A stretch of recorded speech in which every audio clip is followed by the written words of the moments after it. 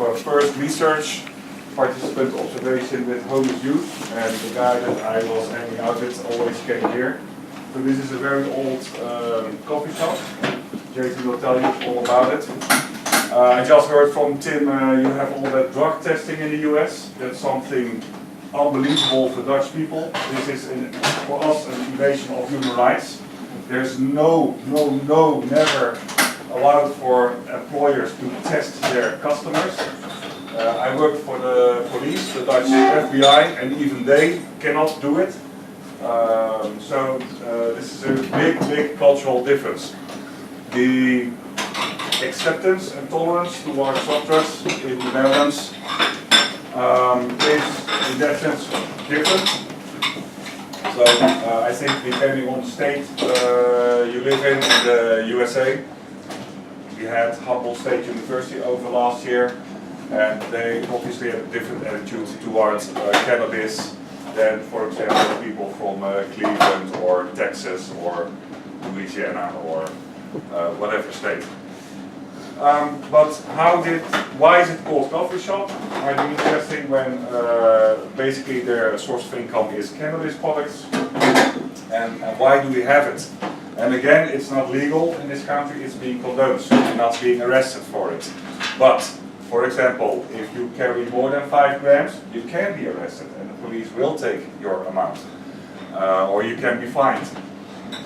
It started all back in the 70s when the Dutch had a big problem with hard drugs like cocaine, heroin. Vietnam War was going on, of course. It also had its impact on Dutch society. And also the streets of Amsterdam were crowded with drug dealers. And that's Jason. Good morning. Good morning. Ik ben alvast even begonnen doen rustig. So the Dutch government saw itself faced with a problem and said, what will we do? We do not have enough police to tackle the hard drugs problem. And what we will do is we will try to separate the markets for soft drugs and hard drugs. And this was actually done by the Ministry of Health, because they said drugs are making you sick, but if you look at hard drugs like cocaine or heroin or speed or LSD, it makes you more sick than a joint with some cannabis in it. So how about we do the following? Because back in the days you had living rooms where people, private living rooms in houses where people would gather, have a little weed, have a little cannabis, and often have coffee with it.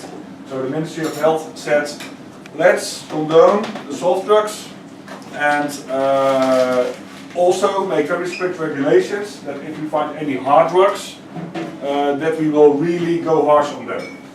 So they did. So they said, okay, if you want to smoke some weed, it's no problem at all. But if we find 1 gram of heroin at that same spot, we will come in and bust your ass. And that's what they did. And this led to a sort of acceptance or tolerance towards cannabis. And people said, well, it's nice because here we can smoke joints.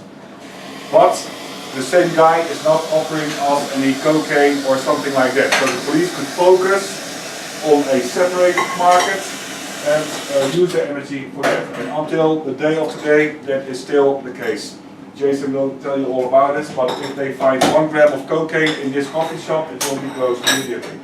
And the coffee shop owners know that, and they don't want to close down their business, so they pretty much make sure that these things are not happening. So, from that first moment of coming here, I was 21 myself. You see, it's a pretty funky place. It's a nice place also. If you come here and if you smoke weed, people behind the bar know exactly what to do in case customers have a bad trip. They will give you the information. Always when tourists come here and say, okay, give me the strongest weed because I'm really experienced smoker. They say, well, how often do you smoke? What do you smoke? You know, based on your experience, we can offer you this. This might be nice. So they really try to go along. In that case, it's a real business.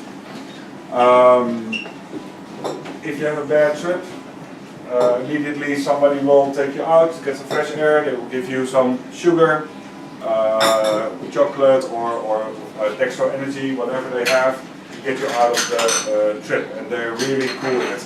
You see that there is no alcohol allowed. That was different before, but at a certain moment they said, well, no, we need to separate coffee shops from bars.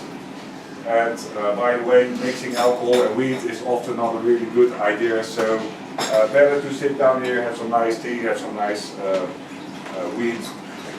If you walk into this coffee shop, not only this but also others, but this one I know a bit better, I brought my parents-in-law. And my parents-in-law are from another country, and they really grew up with the idea that everybody who smokes weed are junkies. And they were visiting Amsterdam, and I said, come, I will take you inside. And they were really, really hesitant. And then I brought them inside, and they looked around, and they said, oh, but these people are not junkies. I see a guy in a suit, and I see, you know, nice students. And I said, well, that is really the difference with a coffee shop in Amsterdam and smoking weed in Amsterdam and, for example, some other countries.